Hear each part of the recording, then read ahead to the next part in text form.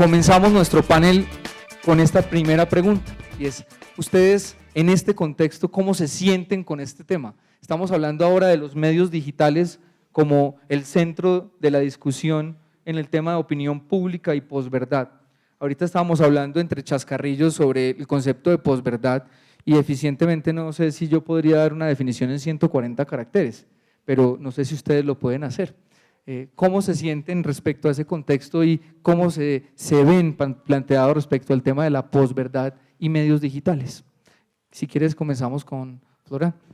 Buenos días. Buenos días. Creo que, bueno, Internet trae una responsabilidad más a los medios de estar más fiable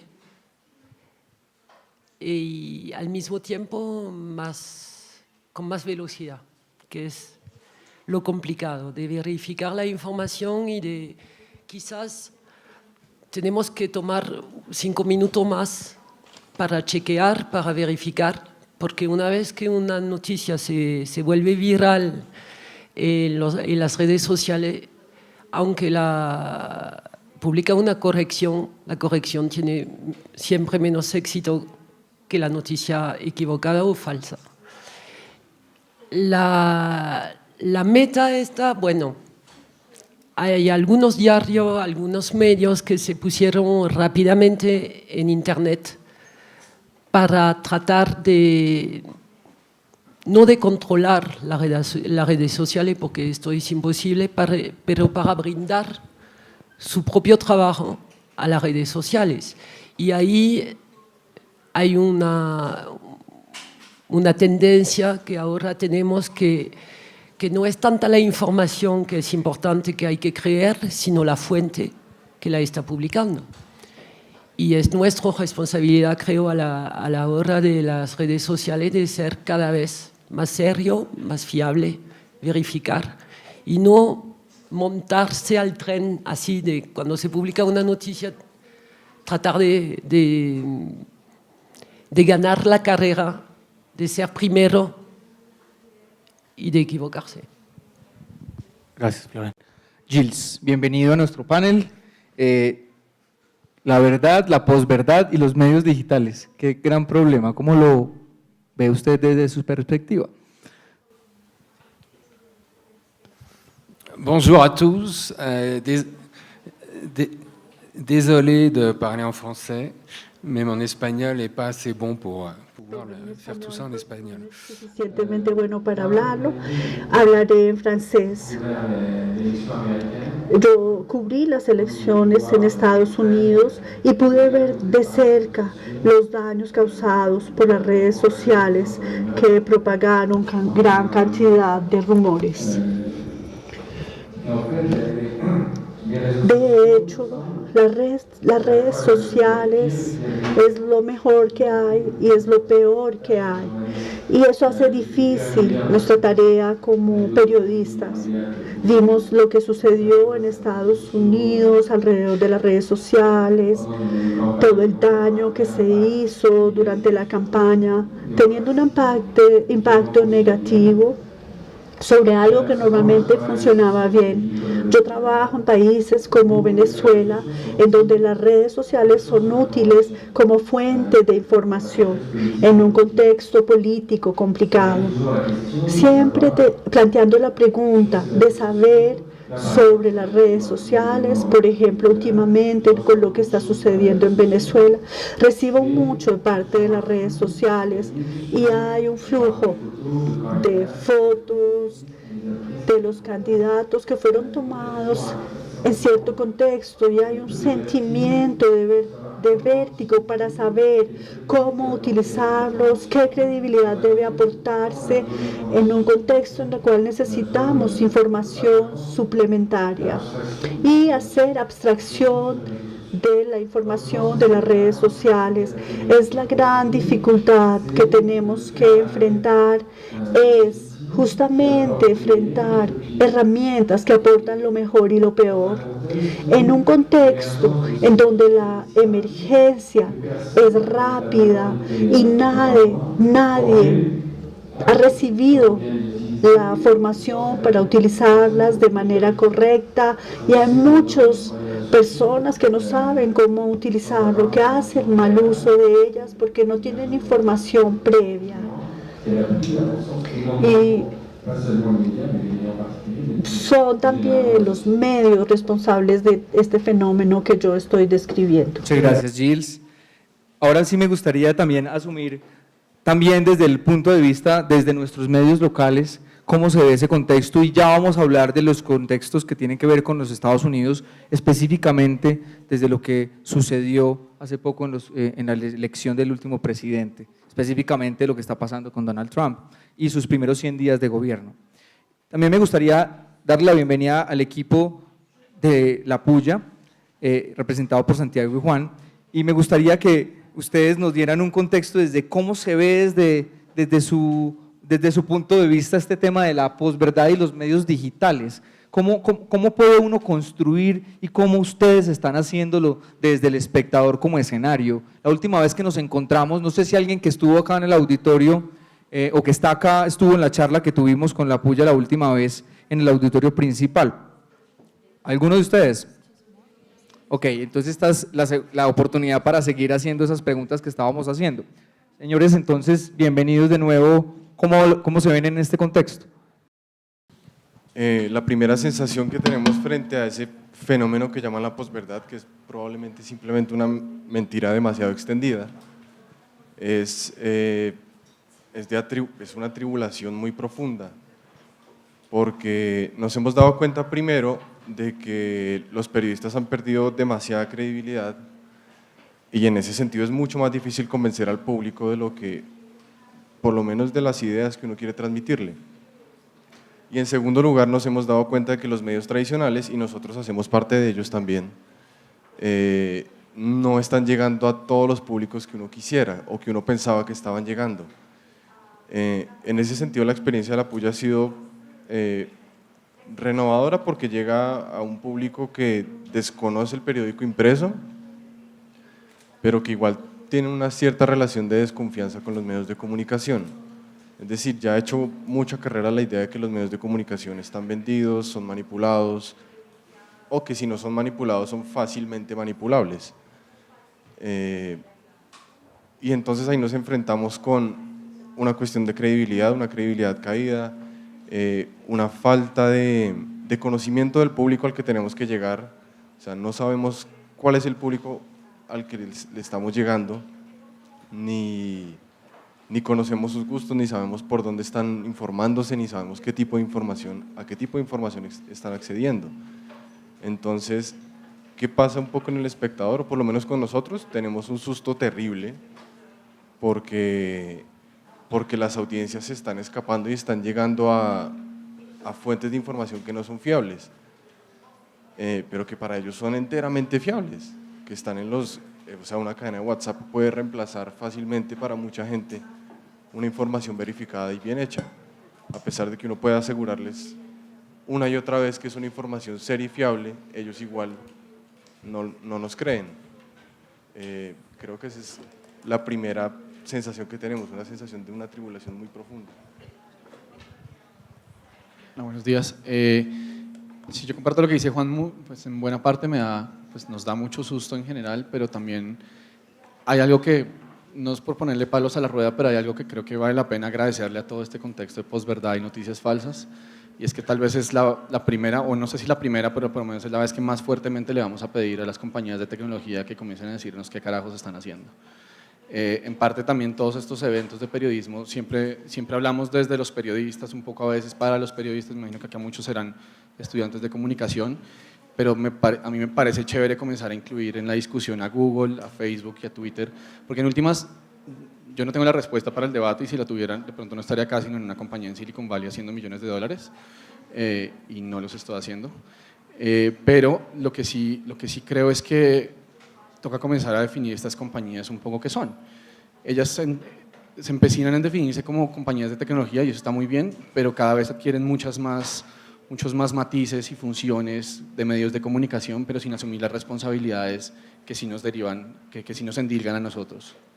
Es un poco la responsabilidad de saber qué decimos, a quién se lo decimos, de dónde agarramos esta información. Y ese argumento también tiene un lado muy siniestro, y es en el momento en que comencemos a dejar que Facebook opere como un medio de comunicación, bueno, no sé si en el momento en que dejemos, pero en el momento en que quiera asumirse como un medio de comunicación, pues efectivamente va a comenzar a regular de cierta forma la información que circula, y a mí me da terror que 15 personas en Palo Alto o en Menlo Park en California comiencen a decir que podemos ver los 2.000 millones de usuarios que estamos por ahí metidos. Entonces, digamos que parte del tema de la posverdad me da un montón de susto y como un montón de desconfianza y de sentimientos encontrados, pero en parte también me alegra un poquito que haya sucedido de cierta forma, y Gilles lo podrá confirmar pues mucho más de cerca, que estuvo en Estados Unidos, que las compañías comenzamos a pedirle un poco a las compañías que comenzaran a decirnos cómo es que está sucediendo esto, o sea, por qué el algoritmo hace esto, qué decisiones están tomando, y ustedes también tienen algo que decir acá, o sea, no puede ser tan sencillo que yo corro los servidores, yo diseño los algoritmos y ustedes mátense, pero eso no es problema mío. Casi que mátense en el término más literal del asunto. Hace un par de semanas alguien mató a alguien más en Facebook Live, y pues creo que el escenario se va complicando cada vez más, pero entonces es un poco como, bueno, no son solamente compañías de tecnología, tampoco sé si son medios de comunicación, pero la parte que me parece interesante de la discusión, bueno, dentro de las muchas, es que se abre un poco esa posibilidad de comenzar a esculcar un poco cómo es que está esto. Y esto además en un momento en el que creo que se nos escapa siempre pensarlo que Internet es un medio medianamente adolescente. De pronto en una madurez muy temprana, pero en últimas pues tendrá 30 años tal vez las redes, o sea, la web 2.0 viene de 2005 para acá, o sea, tiene una década larguita si acaso. O sea, lo que voy con esto es que es un medio en constante evolución, como un organismo vivo que se está comenzando a definir, y todas las adolescencias, pues bien lo sabremos muchos acá, son complicadas y traen ciertos traumatismos y pues ciertos como conflictos de identidad, y creo que con Internet sucede algo muy similar. Así que me parece, la parte de nuevo que me parece interesante es comenzar a tratar de definir un poco esa esquizofrenia entre si son compañías de tecnología, si son medios de comunicación, si son medios de comunicación efectivamente, entonces qué responsabilidades tienen con el público, no solo las responsabilidades fiduciarias con sus inversionistas y con sus accionistas, sino pues en últimas están teniendo un impacto muchísimo más grande de simplemente diseñar tecnología. Es lo que nos lleva a la siguiente pregunta, y basado también en la experiencia que ustedes tienen en este panel, ¿estamos siendo demasiado optimistas con el tema tecnológico? ¿Estamos sobrevalorando la dimensión del asunto tecnológico respecto a su responsabilidad para con los usuarios y para con los creadores de contenido y para los dueños de plataformas? Voy a hacer esa pregunta abierta para pasar al siguiente punto, y es romper la estructura de un poco de este panel y abrir micrófonos de una vez. Si ustedes tienen preguntas y si eso es importante para ustedes, háganlas en este contexto y agréguenlas dentro de las que vamos a hacer, pero levanten la mano y hacemos preguntas y tratamos de que esto fluya también para que ustedes se conecten con esto. Y completo esta pregunta sobre la sobreexpectativa y esto de engloriar y darle demasiada pompa a algo que quizás deberíamos tratar con un poco más de reflexión. Y también me gustaría hacer el aporte de la mesa, y es este fanzine que leí hace unos meses del profesor Byung-Chul Han, un surcoreano, que se llama El Enjambre. Ahorita les leo un pedacito porque yo soy de esos canzones. Estamos viviendo en un mundo en el que, dice el profesor Han, las redes digitales nos están volviendo individuos menos útiles críticamente y analíticamente, en un enjambre en donde todos estamos delicadamente separados para participar. Entonces me gustaría preguntarles abiertamente a ustedes si creen o no que estamos en un mundo de mucho optimismo digital, y si de verdad no estamos tomando las precauciones necesarias para ponerlo en el lugar que debería estar.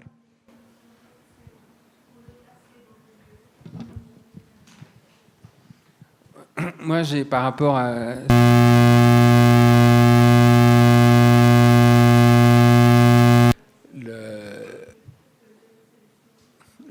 l'idée devait être en charge, notamment Facebook, de mieux réguler, notamment les algorithmes, etc. Mais je pense que la solution, entre guillemets, ne pourra pas être uniquement technologique. Il y a une éducation. Et je voulais citer un cas particulier qui vient d'arriver en France et qui illustre, à mon avis, le côté absolument ridicule. Ce serait drôle si ça n'avait pas un certain impact politique. En France, on est en pleine élection présidentielle. Dans 10 jours, il y a le second tour de la présidentielle. Il y a 2 candidats, dont un candidat, Emmanuel Macron, le candidat centriste. Il y a 2 jours, il est allé dans une usine en difficulté en France pour une visite. Et pendant la visite, à un moment, il y a un ouvrier qui lui a dit « J'aimerais bien vous serrer la main, mais vous ne voulez pas. Parce que j'ai les mains sales, je suis un ouvrier, j'ai les mains sales. » Le candidat était surpris, il ne comprenait pas d'où ça venait. Et puis, il a continué à marcher. Puis un autre ouvrier lui a dit « J'aimerais bien vous serrer la main, mais j'ai les mains sales. » Vous 4 fois pendant la visite à des endroits différents de la visite. Et donc, après, les gens se sont demandé, mais d'où venait cette histoire de Macron ne veut pas serrer la main des ouvriers? Et on a regardé sur Internet, sur les réseaux sociaux. Et en fait, l'origine de ça, c'était un site satirique qui, en 2016, avait prêté des propos à Emmanuel Macron, mais c'était une blague. C'était un site satirique, c'était de l'humour.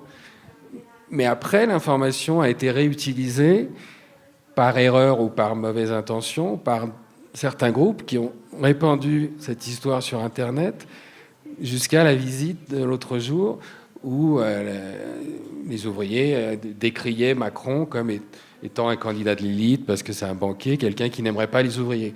Alors que le point de départ était une blague d'un site satirique. Donc je trouve que ça illustre parfaitement à la fois les possibilités de manipulation, évidemment, d'Internet, mais aussi le mauvais usage et le problème de culture et d'éducation des usagers de Facebook à ne pas se contenter de relayer des informations sans avoir cherché à trouver la source. Et ça demande, à mon sens, non pas seulement une réponse technologique, mais une réponse en matière d'éducation qui devrait commencer dans les écoles aujourd'hui. Gracias. En este contexto, Laurent, ¿qué estamos esperando, además de lo que está pasando en Francia, además de lo que pasó en los Estados Unidos? Todas estas plataformas están haciéndolo realidad. Antes no teníamos ese acceso, ahora sí. No solamente con la sobreexpectativa de lo digital, sino que estamos entendiendo que existe una cantidad de información exacerbada, muchísima información, casi que infoxicados por tanta información. ¿Cómo lo entienden desde la agencia y usted como periodista líder en ese contexto? Bueno, también se podría hablar de Colombia y del plebiscito y de todas las mentiras que circularon en este caso. Yo pienso que, otra vez, no podemos competir con las redes sociales porque hay demasiado, va demasiado rápido, pero tenemos una responsabilidad de esa nueva palabra que hay de fake news, hay también el fact-checking. Y yo pienso que, bueno, como agencia de noticias, el fact-checking es en nuestra ADN. Siempre lo hemos hecho y ahora lo tenemos que hacer más, mucho más. Le voy a contar una anécdota porque muy recién pasó esta semana. Me llamó el director de un medio colombiano diciendo hay un tweet que está volviendo locos a todos los medios locales, que viene de una supuesta cuenta Twitter AFP Colombia, que no existe, y que era que Paul McCartney iba a venir a Colombia en octubre. Entonces, como este director me conoce, me llamó y me dice, me parece que la cuenta es falsa. Y es la segunda o tercera vez en un año que alguien que tiene, en este caso tenía 77 followers, pero con un tweet se armó como una polémica, un pánico en los medios colombianos atribuyéndolo a la France Presse. Bueno, la hicimos cerrar por la tercera vez. Pero eso es lo que le decía, que por suerte los medios colombianos conocen a la France Presse, entonces nos llamaron y nos alertaron. Pero la gente ya estaba retuiteando esto, que al final es verdad, hay un concierto en preparación. Entonces, como decía Gilles, las redes sociales también nos pueden alertar sobre una información veraz, pero también nos permite desmentir. Pero para esto tenemos que seguirla de muy cerca, y la France Presse para esto creó un equipo de redes sociales que no solo alimenta las redes sociales Facebook, YouTube, Twitter de France Presse, pero también está siguiendo de cerca todo lo que se publica para o seguir la información y verificarla o desmentirla. Yo pienso que es un trabajo nuevo, es un oficio nuevo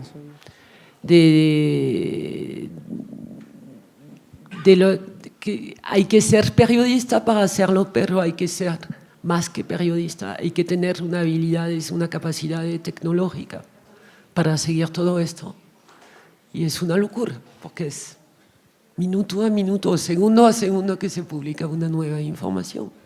Porque el río de la información es cada vez más grande, tenemos cada vez más contenidos que tenemos que estar escudriñando si son verdades o mentiras.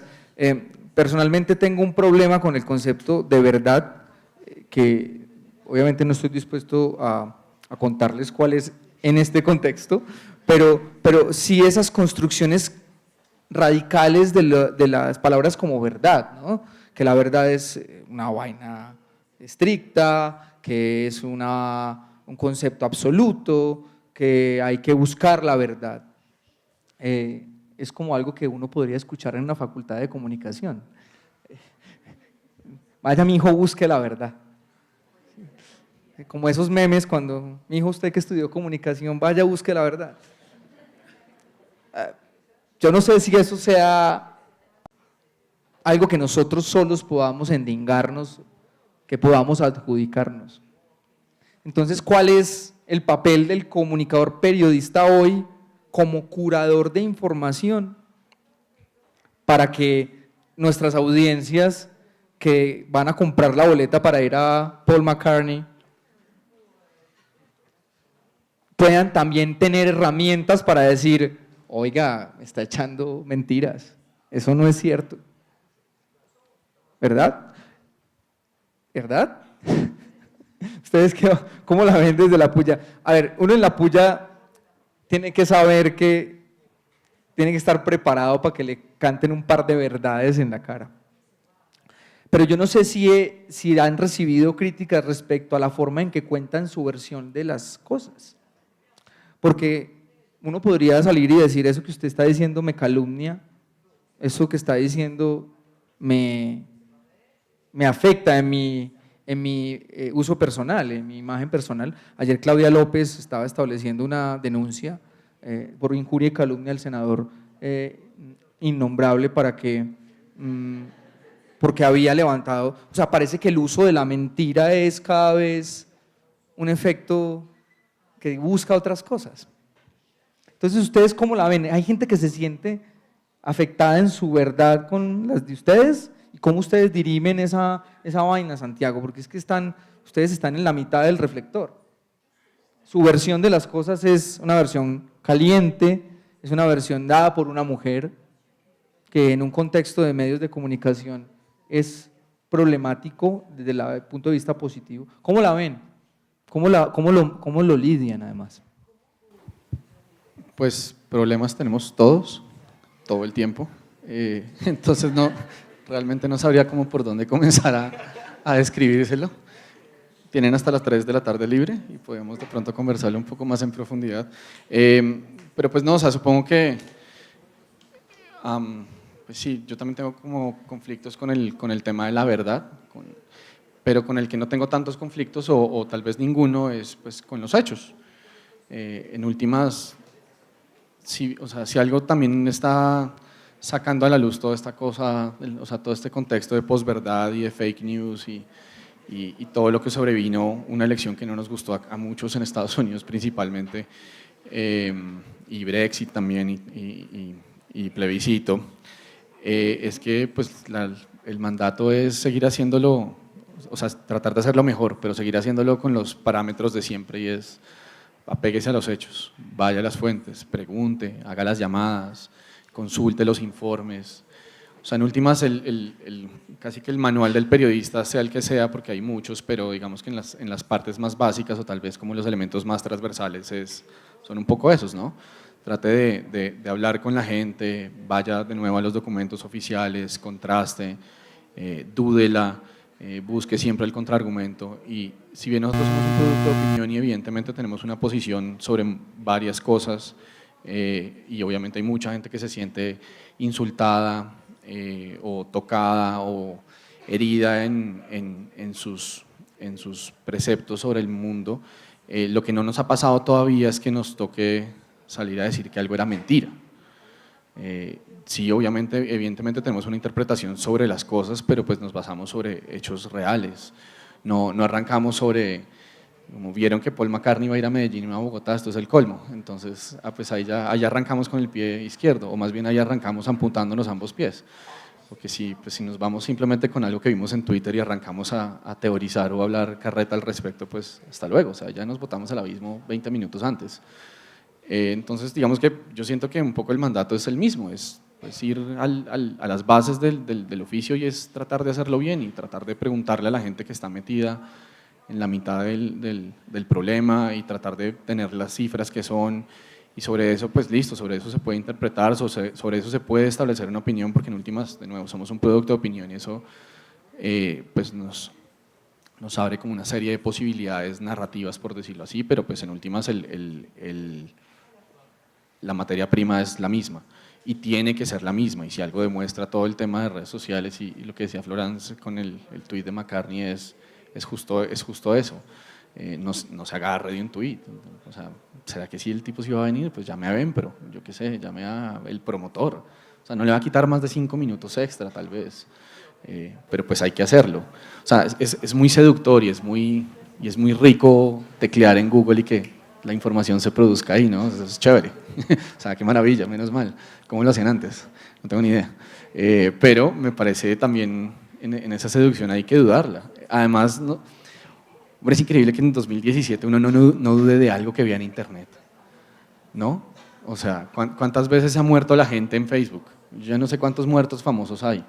Gente que además uno quiere.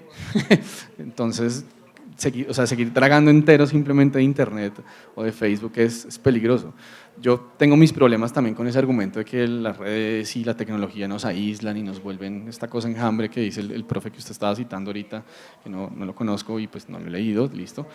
Pero lo que sí entiendo también es que hay que tener pues un poquito como de sentido común, y que en últimas ese optimismo del que usted hablaba frente a la tecnología también conlleva un montón de ignorancia. Yo no sé si creo que era Álvaro Mutis el que decía que el optimista es aquel al que no le han dado todos los datos. Y es verdad, si creemos que la tecnología y redes y internet nos van a solucionar todos los problemas, pues toca pensarlo 2 veces, porque en realidad no. Pero tampoco es el otro extremo de que nos va a anclar, de que nos va a alejar, de que nos está atomizando. Yo tampoco la veo como por ahí. Creo que hay que usar un poco más como el sentido común y tratar como de pensar un poco más y de pararle un poco el ritmo y como de dudarla, y pues en el oficio es seguir como con los elementos básicos. Juan David se adhiere. Se adhiere. ¿Ustedes tienen preguntas? ¿Sí? Podemos ir haciendo preguntas del público, si ustedes quieren, ¿verdad? Buenos días, mi nombre es María Fernanda Orjuela y soy estudiante de la facultad, y mi pregunta es, en esta era de medios digitales y espacios digitales en donde la opinión se convierte en una verdad, ¿cómo podríamos hacer una distinción entre los comentarios que pululan y lo que son hechos reales? ¿Cómo separar estas dos versiones que se dan para que las opiniones no se conviertan en verdad y para que la verdad sea mucho más clara?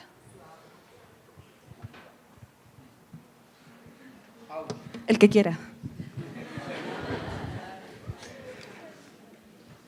pienso que, bueno, como los decían los panelistas de antes, esto depende también de la formación de los periodistas y de la educación que damos en las escuelas de periodismo. Hay que hacer una distinción muy... Bueno, hay que insistir sobre el hecho que tenemos que verificar con fuentes fiables y quizás verificar 2 veces o 3 veces con distintas fuentes, porque hasta un hecho, bueno, lo vimos en la tragedia de Mocoa, que los bilanes variaban. Había un bilán de la Cruz Roja, había el bilán de las Fuerzas Armadas, había un bilán de la presidencia, porque la presidencia publicaba el número de muertos identificados, que era, por supuesto, mucho más bajo que la cifra real de muertos, porque era identificados, que esto toma tiempo y no se puede hacer en un minuto. Entonces yo pienso que a la era del digital, de las redes sociales, de Internet, tenemos la responsabilidad como periodista de verificar 1 vez, 2 veces, con fuentes fiables. Esto significa trabajo, armar contactos, tener una libreta con los nombres, apellido, número de teléfono, y cuando llamamos a alguien verificar la identidad, porque hay gente que te puede decir, sí, soy yo. ¿Usted es fulano? Sí. Y al final te cuenta cualquier mentira y tú la repites. Esto pasó a unos medios creyendo que hablaba una persona importante, al final no era la persona porque el número de teléfono había cambiado. Entonces esto es súper importante, es la base, para nosotros es la base de nuestro trabajo, tener contactos fiables y llamar a las fuentes y a distintas fuentes. Y no repetir, no retomar otro medio. Porque, y bueno, en cuanto a la France Presse, para nosotros es más importante porque somos mayoristas de información y nuestro cliente primero son los medios. Y después los lectores por Internet, porque antes de Internet la France Presse no aparecía en el público, era solo publicada en los medios. Ahora estamos directamente en las redes sociales también. Y entonces más importante para nosotros, le voy a contar una anécdota que pasó hace muchísimos años antes de Internet.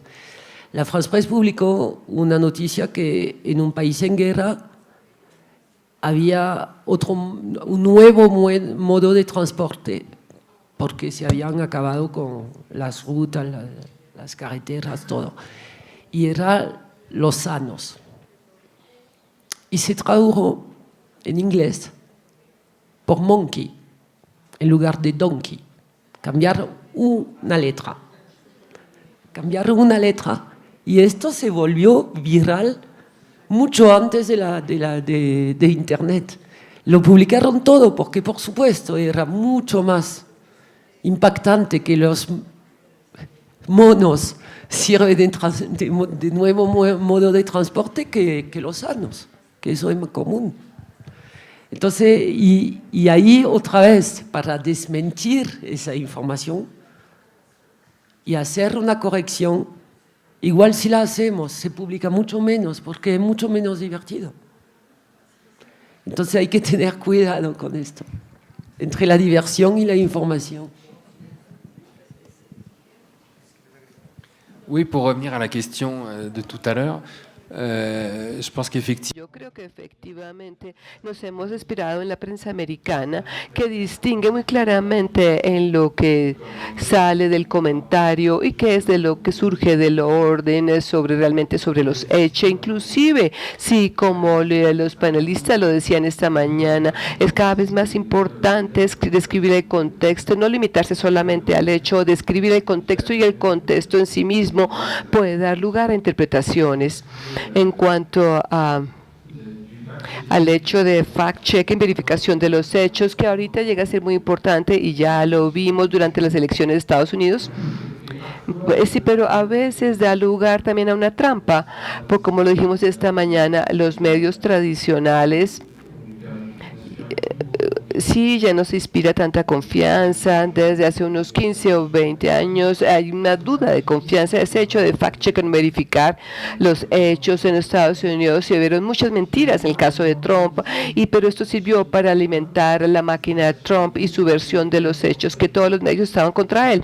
Entonces, él se devolvió esa verificación de los hechos y lo vio como un acoso hacia él, y en su demostración como un elemento de prueba que los medios estaban contra Trump.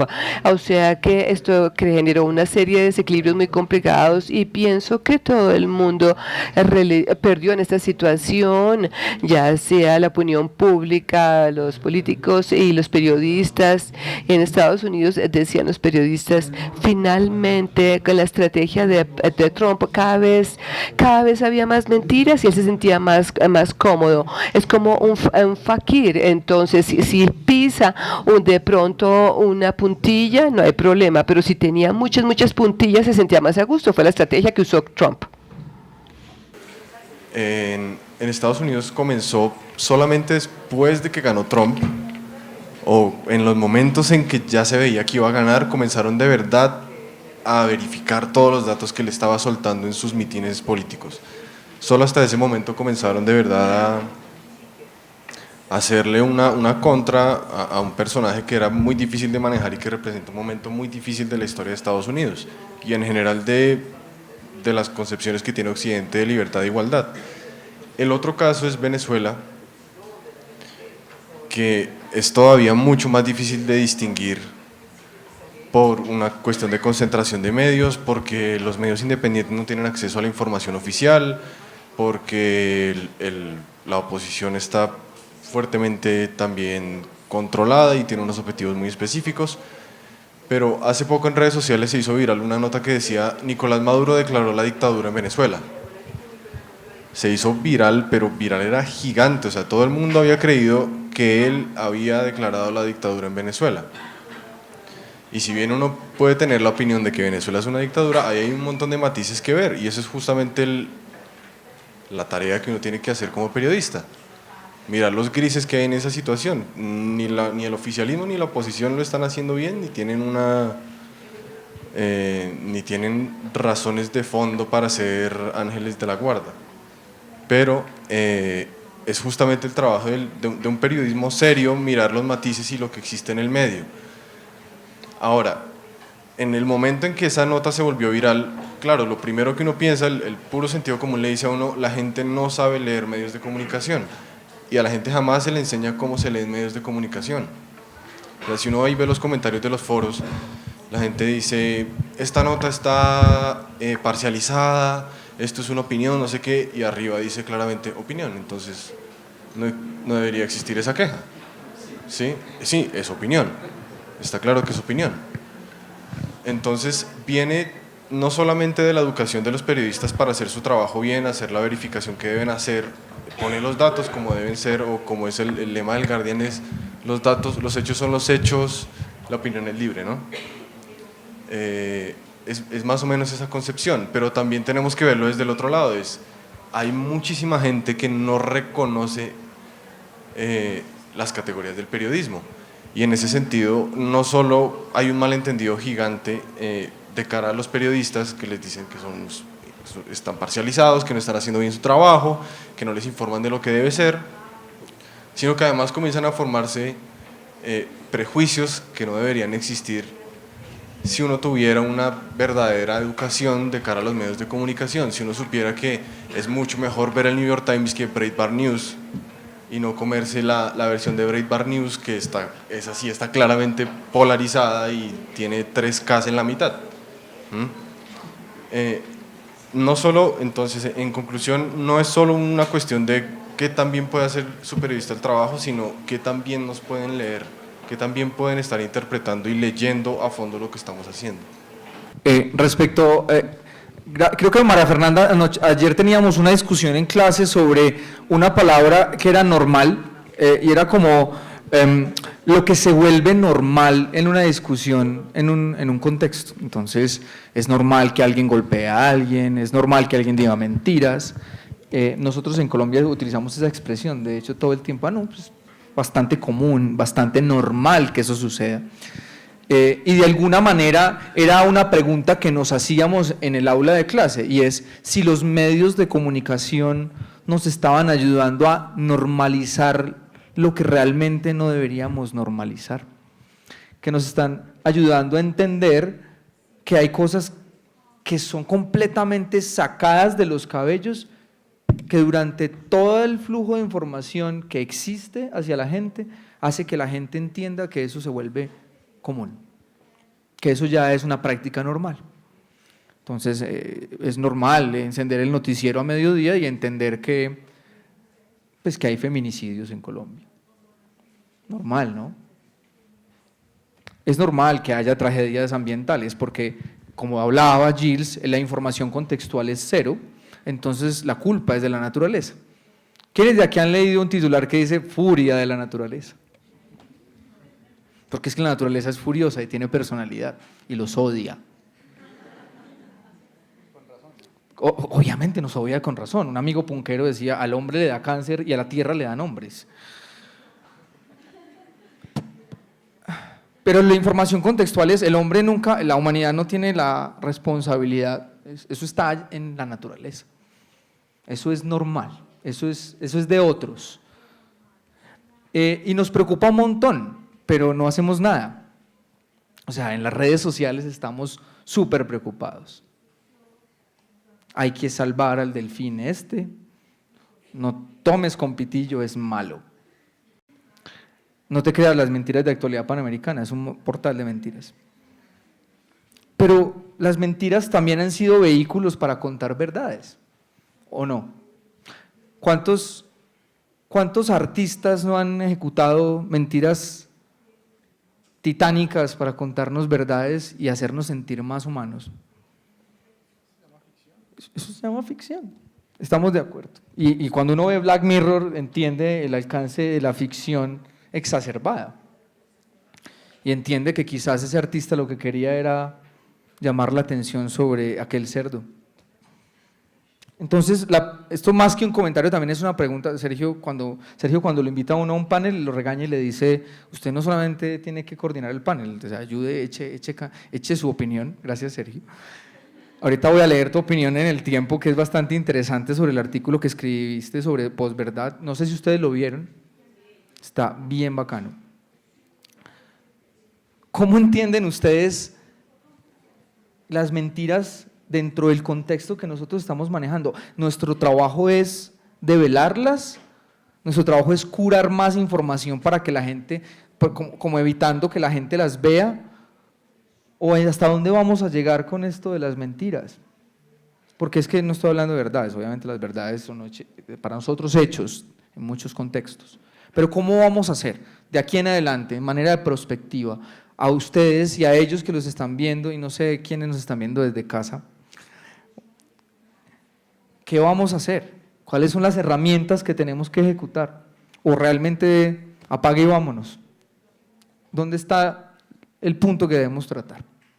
¿Quién quiere ayudarnos? Pues no es para hablar misionalmente de todo lo que debemos hacer todos los periodistas y tampoco como de aquí a 20 años la agenda a seguir es esta, pero si bien entiendo por qué estas preguntas no las hacen a los periodistas y a los medios. Sí, si bien entiendo por qué estas preguntas no las hacen a los periodistas y a los medios, ahorita justo acabando el panel anterior, Claudia Morales también decía una cosa que es completamente sensata y es cierta, y es esta responsabilidad no solo nuestra también. O sea, el New York Times pudo haber producido toda la cobertura crítica y analítica sobre cada una de las sandeces e incluso las mentiras que dijo Trump durante la campaña y pudo no haber importado tanto. O bueno, tal vez sí, pero en últimas no afectó el resultado general de la elección. A lo que voy es, las mentiras pues en últimas tienen un lado contrastable y unos hechos. Frente a un argumento usted puede contraargumentar con hechos, con cifras, con datos, con otras voces, con otras perspectivas, con contexto. Lo que usted decía ahorita de la furia y la naturaleza es un lindo ejemplo porque sí, o sea, hace falta contexto, no es que simplemente el volcán haga erupción porque es malo, no es por favor no construya al lado del volcán y pues no va a haber muertos, ya está. Pero lo que voy, esto también depende del público en últimas. También depende de la gente, no solamente cómo nos, o sea, si nos entiende, sino también cómo nos lee y también qué parte de lo que está, qué tanto está dispuesto a creer lo que está leyendo, o por lo menos a tratar de contrastar un poco sus propias opiniones. Y ahí obviamente Internet es la gran culpable porque todo es más fácil y el efecto burbuja, y en parte Facebook sí creo que tiene cosas que ver ahí, tiene que salir a responder cómo es que su algoritmo nos va filtrando muchos puntos de vista, pero también la otra es que el panorama también es está planteado muy desigualmente. Por ahí uno de estos días mirábamos datos de la FLIP y ellos proyectaban unas cifras terribles, no me acuerdo exactamente el número, entonces no me voy a poner a esparcir pánico, pero daba una proporción muy importante de la población colombiana que no tiene acceso a ningún medio de comunicación independiente. Tenía como 3 millones en la medición más actual, pero pues la proyección de ellos era mucho más grande y realmente era tan grande que daba un poquito de terror, porque entonces a lo que tienen acceso en muchas regiones apartadas además es a emisoras, a veces no comunitarias, sino muchas veces emisoras institucionales. Y por otro lado, a lo que sí van teniendo acceso gracias a una serie de políticas gubernamentales que tienen un lado positivo, pero pues también pueden tener el lado negativo, es a lo que sí van a tener acceso es a Internet. Internet va a seguir sumando millones de usuarios nuevos y en Colombia no sé cuál es la proyección exactamente, pero muy probablemente va a haber muchísima más gente subiéndose al vagón de Internet y al vagón de redes sociales y el flujo de información que va por el cable que subiéndose al vagón de los medios. Entonces también es muy desigual la pelea porque es un poco como ese dicho como de serenatero con tamal amarrado, pues vamos a perder, siempre, siempre, siempre, siempre. Es muy, sí, no sé cómo traducen serenatero con tamal amarrado, pero éxitos. Pero la cosa es, el escenario está muy mal planteado. O sea, estas preguntas no solamente son para nosotros, sino solamente nosotros tenemos la responsabilidad de decir cómo vamos a hacer nuestro trabajo, sino también hay toda una parte del panorama que está volcado al lector. El lector, ¿cómo nos va a entender? ¿Va a llegar a nosotros siquiera? ¿O se va a quedar simplemente con la emisora de la Armada que transmiten en onda corta, no sé, en San José del Guaviare? O en el Catatumbo, donde solamente hay emisoras comunitarias independientes. Y esa es una parte, pero entonces cuando usted no tuvo acceso a una educación mediática o a una educación en general, y a lo primero que se enfrenta es a Internet, y además a veces ese Internet es internet.org de Facebook, donde el primer portal es Facebook, pues listo, gracias. O sea, de nuevo, ahí ya no es pelea, ahí ya no es una pelea con una mano amarrada, sino es pelea sin brazos, sin piernas, sin piezas dentales. De entrada está muy desigual la cosa. Y de nuevo, la culpa yo no creo que sea Internet, o sea, que llevar Internet no solamente a zonas apartadas, sino sumar millones de personas al cable tiene una intención loable y tiene una meta práctica que puede funcionar y puede resolver millones de asuntos. Pero en este escenario, pues está un poquito desequilibrado, por decirlo menos.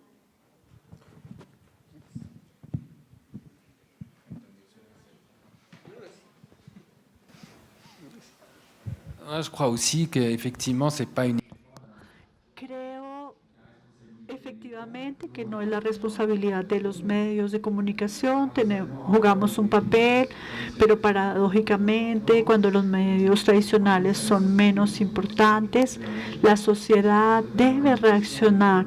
Por ejemplo, la educación, en los colegios, se estudian textos, libros, pero también existe una revolución que es tener el lugar en el colegio, no solamente cómo leer los videos, cómo leer Facebook, y también cuando uno hace el seguimiento de una información en Facebook, qué significa esto, si se ha verificado la fuente, y todo esto es una formación que debe estar presente en los colegios. Para retomar lo que usted dice de la rabia, de la naturaleza, pienso en este personaje, pienso en el país de Haití, para saber lo que sucede allí, teniendo en cuenta nuestra historia. En Haití siempre son malas noticias, un huracán, un temblor. Siempre llegamos a la conclusión de que la isla es maldita.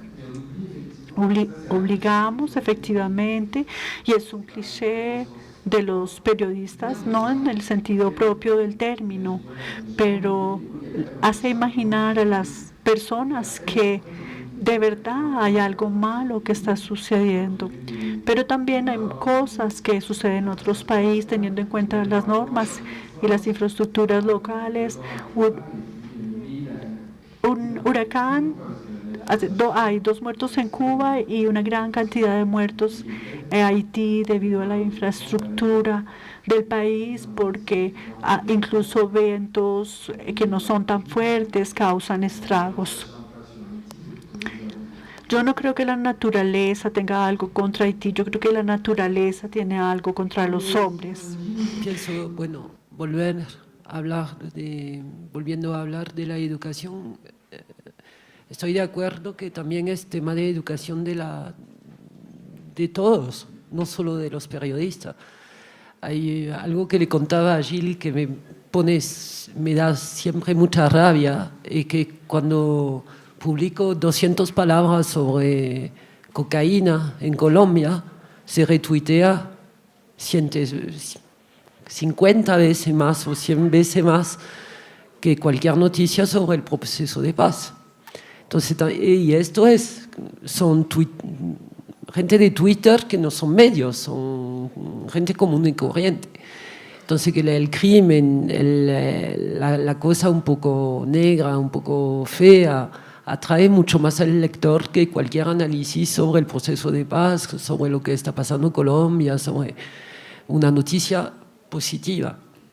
Y esto es tema de educación en la escuela desde temprano, de enseñar a los niños a leer los diarios, a analizar a lo que tú decías, de hacer la diferencia entre lo que es opinión, interpretación y hecho, y a leer correctamente los medios y a interesarse porque yo lo veo cuando tuiteo. Hay mucha gente que retuitea y que ni abren el link ni van a leer el artículo en sí. Se basan solo en el título y las 140 palabras del tweet y nada más. Entonces, con esto también tenemos que tener cuidado en lo que ponemos en el tweet, porque hay muy poca gente que van a abrir el link para leer la nota entera.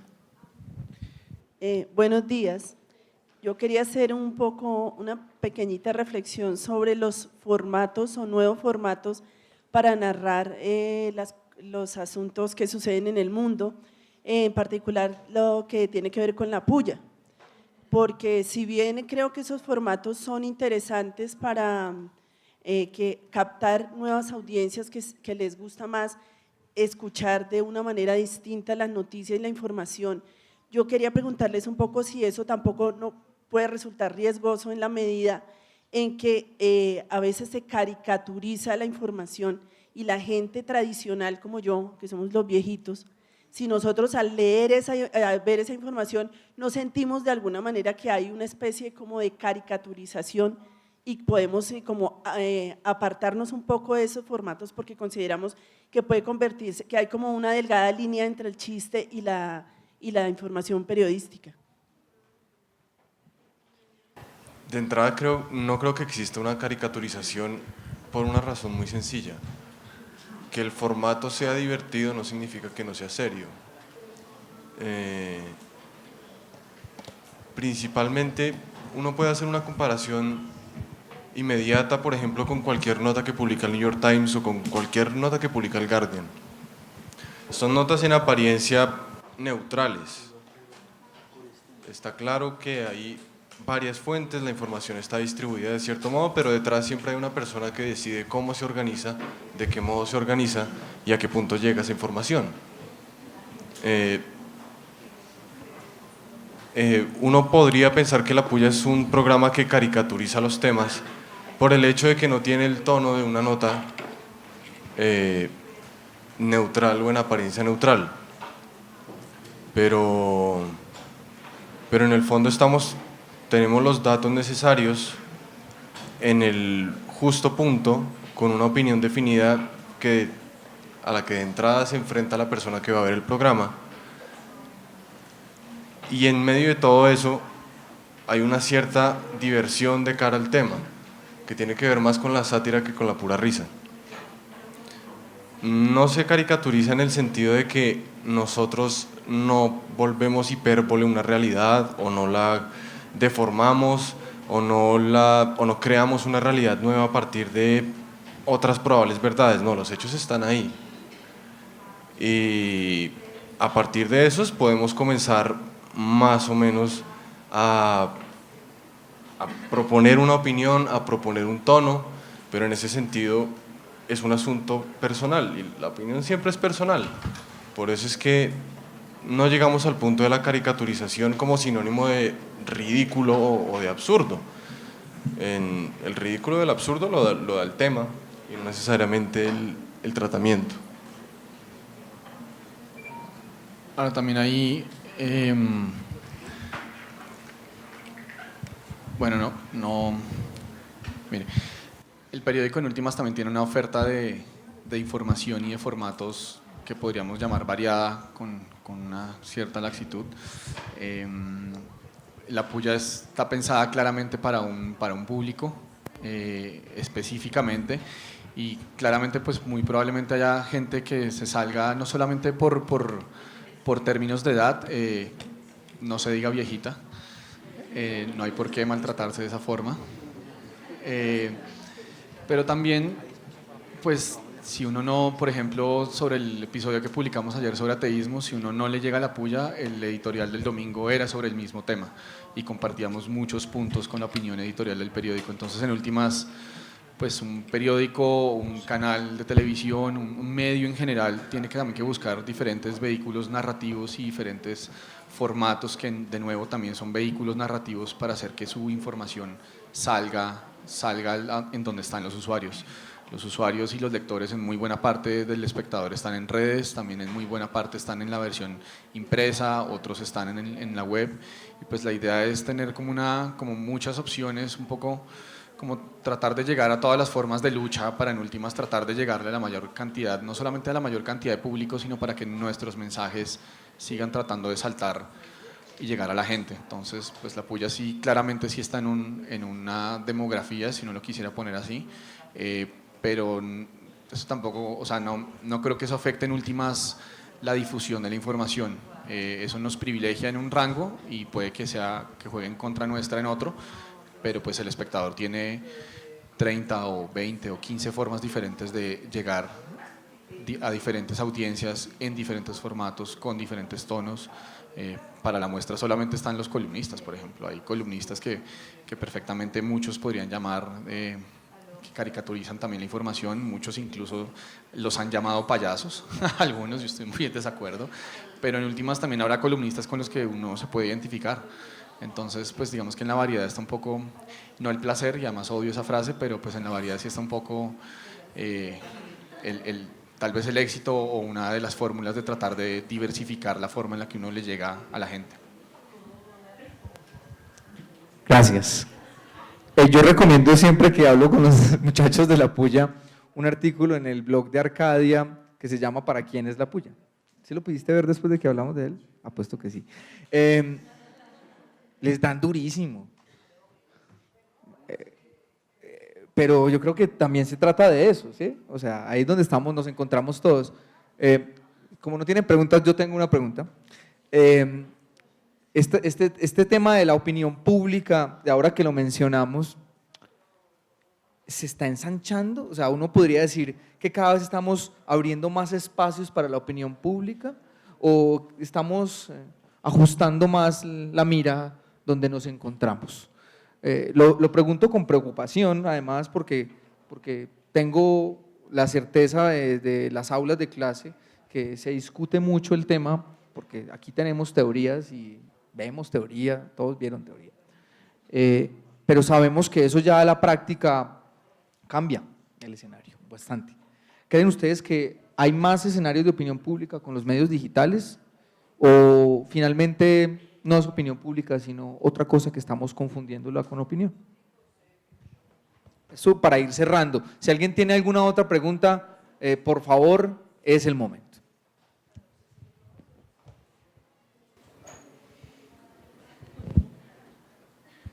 ¿No? ¿No? Lo logré.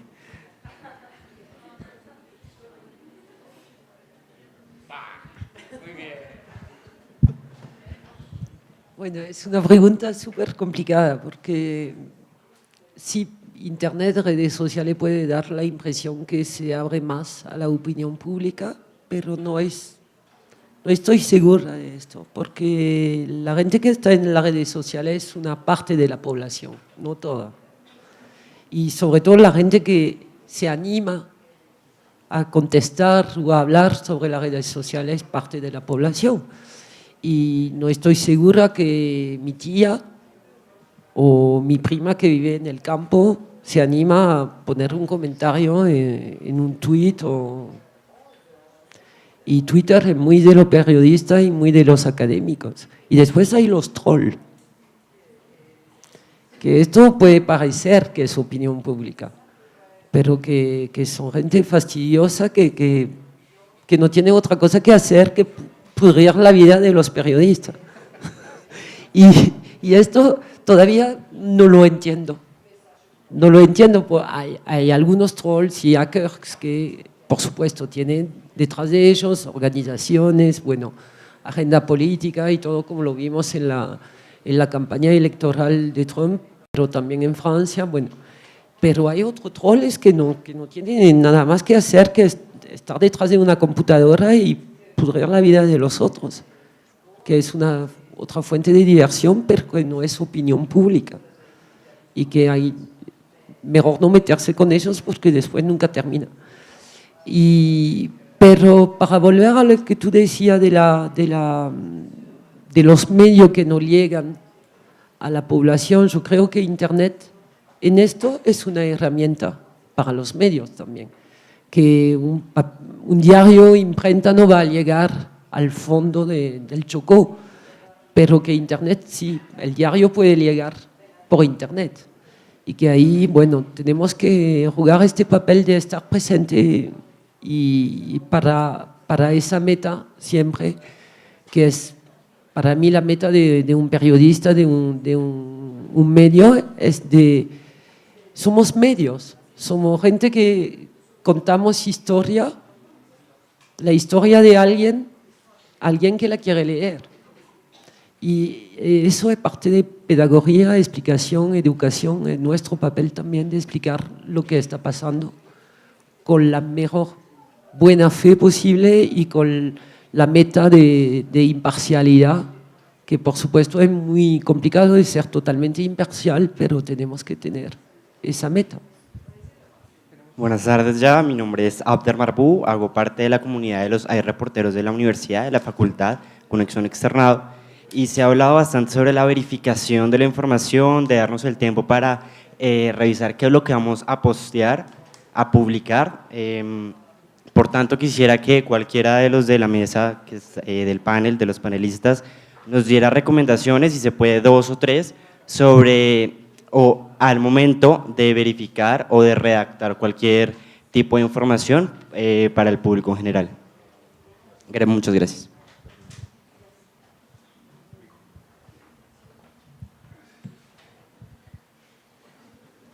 Dos o tres recomendaciones de cómo se puede verificar la información.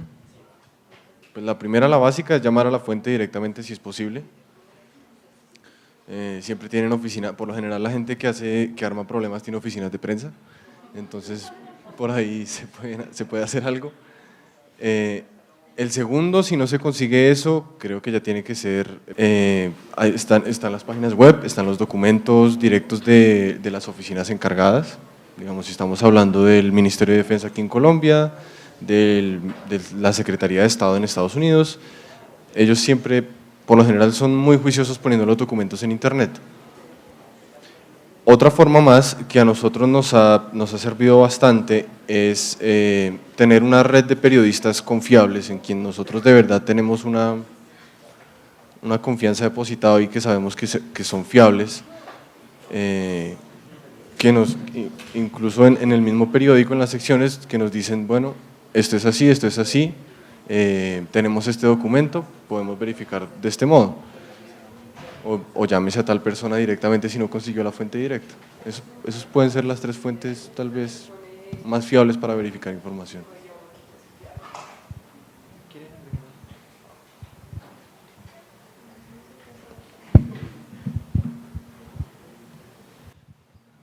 volvemos a lo mismo. Lo que decía es que, bueno, el primer papel de un periodista es de tener una buena libreta de contacto, verificado, fiable, fuentes. Y bueno, nosotros en nuestro caso en la agencia es peor porque llegamos a un país nuevo y tenemos una oficina siempre con periodistas que, bueno, tienen memoria, son colombianos, son locales, bueno.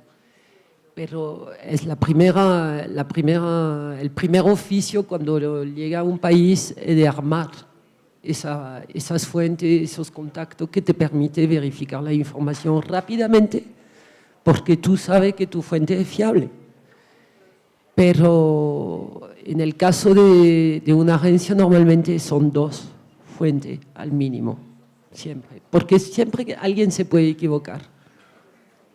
Entonces lo más importante es esto, la fuente directa.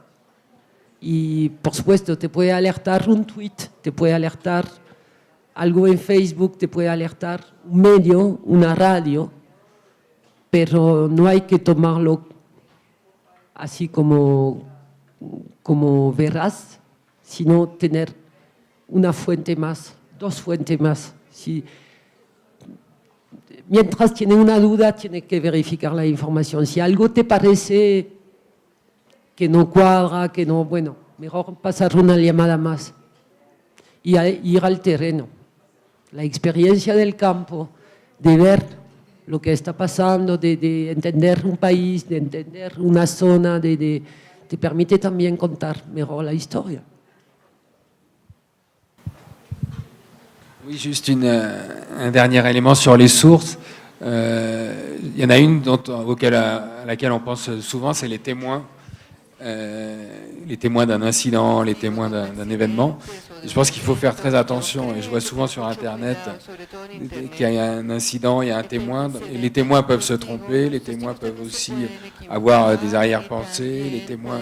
Donc un témoin, c'est une source à prendre avec beaucoup de prudence. Là, il n'en faut plus seulement 2, il en faut 3, 4, 5 pour arriver à bien, 2 o 3 bien o savoir ce qui 4 s'est para passé. llegar a comprender qué fue lo que pasó en el caso de un evento. Ça, c'est très souvent le Esto réflexe, es muy c'est de frecuencia croire le el témoin. Le evento, témoin ne se trompe evento pas et sí, c'est pas mal. de escuchar al testigo, pero el testigo también hay que tomarlo con algo de duda. La última pregunta. Hola, mi nombre es Angélica Martínez, estudio acá Comunicación Social y Periodismo y hago parte del equipo de AI Reporteros. En el contexto que ustedes están replanteando, ¿creen que se debe reformular la forma de enseñar a los nuevos periodistas adaptando los medios digitales en las aulas de clase?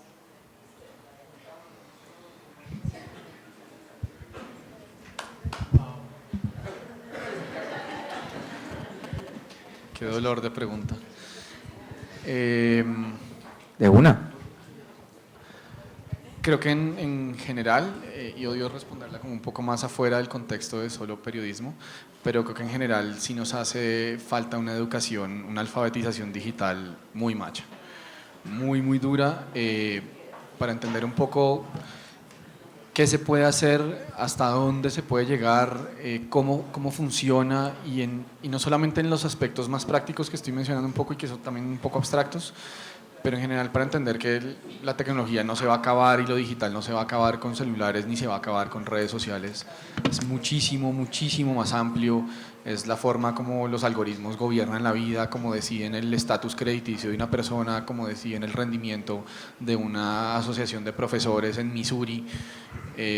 Creo que en general sí nos hace mucha falta una alfabetización digital muy profunda para entender qué carajos nos va a pasar con lo que hay.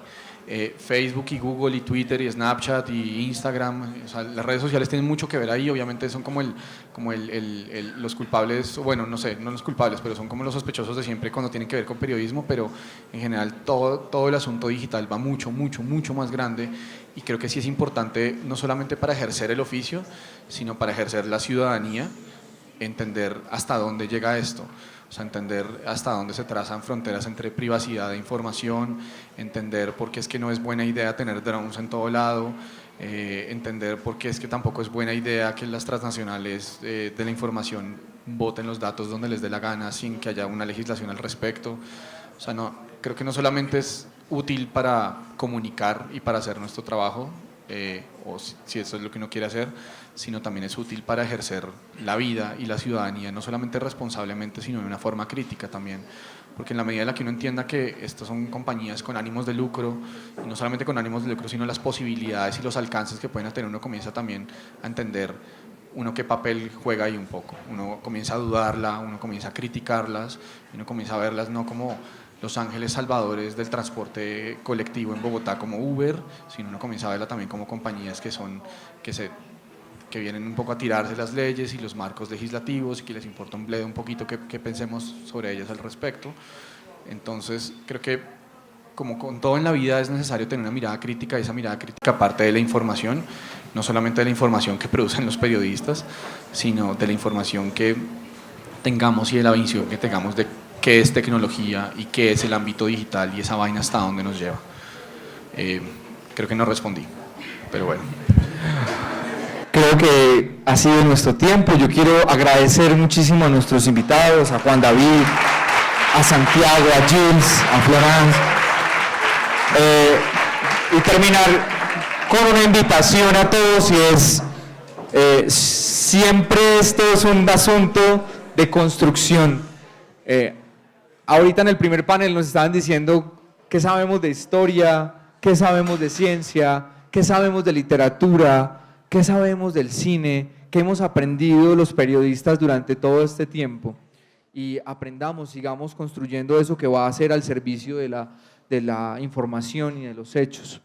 A todos muchísimas gracias, a la facultad, a Sergio, a Guido y a la decana, y nada, nos vemos pronto. Muchísimas gracias por acompañarnos. Muchísimas gracias, señores panelistas. Muchísimas gracias, profesor Raigosa.